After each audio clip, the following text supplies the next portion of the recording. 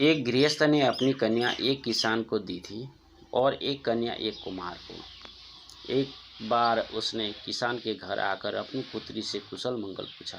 कन्या ने कहा, बारिश नहीं आ रही है, यदि बारिश आ जाए तो सब कुछ ठीक हो जाए। वह गृहस्थ वहाँ से उस कुम्हार के घर आया और अपनी वहाँ रहती हुई कन्या के हालचाल पूछने लगा। तो इस कन्या ने कहा, मिट्टी के बहुत से बर्तन बना लिए हैं और अब भट्टी में पकाना है। मैं चाहती हूँ कि बारिश आए ही नहीं। यह कथा सभी की है। जीव पिता है और प्रवृत्ति निवृत्ति दो पुत्रियाँ हैं। दो कन्याएं एक साथ नहीं रह सकती। साथ रहने आएगी तो दुखी हो जाएगी। निवृत्ति का आनंद लेना हो तो प्रवृत्ति का मानसिक त्याग करो। जब तक शारीरिक शक्ति है, प्रवृत्ति का विवेकपूर्वक त्याग करते जाओ। वैसे तो रक्तचाप, ब्लड प्रेशर बढ़ जाने पर डॉक्टर के कहने पर सेठ आराम करते हैं, किंतु वह सच्ची निवृत्ति नहीं है।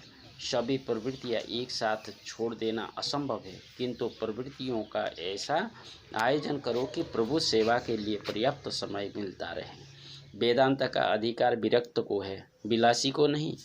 बातें तो ब्रह्मज्ञानी की करे, किंतु प्रेम, धन, संपत्ति, नारी, जड़ पदार्थों से करे तो वह सच्चा ब्रह्मज्ञानी नहीं है।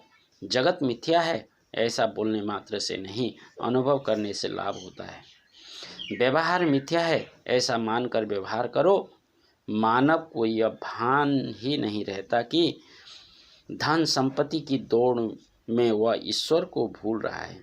भगवान शंकर श्रावण मास के कृष्ण पक्ष की द्वादशी के दिन श्री कृष्ण के दर्शन करने आए। योगीश्वर और योगेश्वर का मिलन हुआ। शंकर अकेले ही आए। भक्ति में यदि संग अच्छा न होगा तो भक्ति कार्य में विक्षेप होगा। भजन और दर्शन तो अकेले ही किया जाए। औरों को अपने साथ रखने से हम रजोगुणी हो जाते हैं। कई लोग भजन या दर्शन करने के लिए औरों को भी बुला जाते हैं।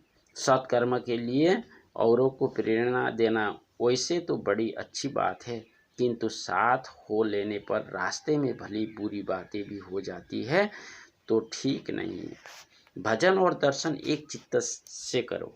दर्शन के बाद मंदिर के बरामदे में थोड़ी देर बैठने का यही प्रयोजन है कि हमने भगवान के जिस स्वरूप का दर्शन किया है उसे दिल में उतार लें कि जिसमें अगली सुबह तक वह मन में बना रहे।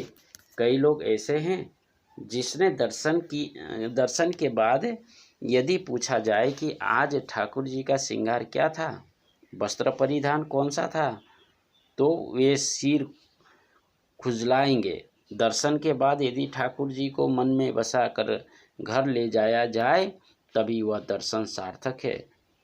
अधिकतर लोग भगवान को मंदिर में ही छोड़कर अपने अपने बंगले या दुकान पर चले जाते हैं।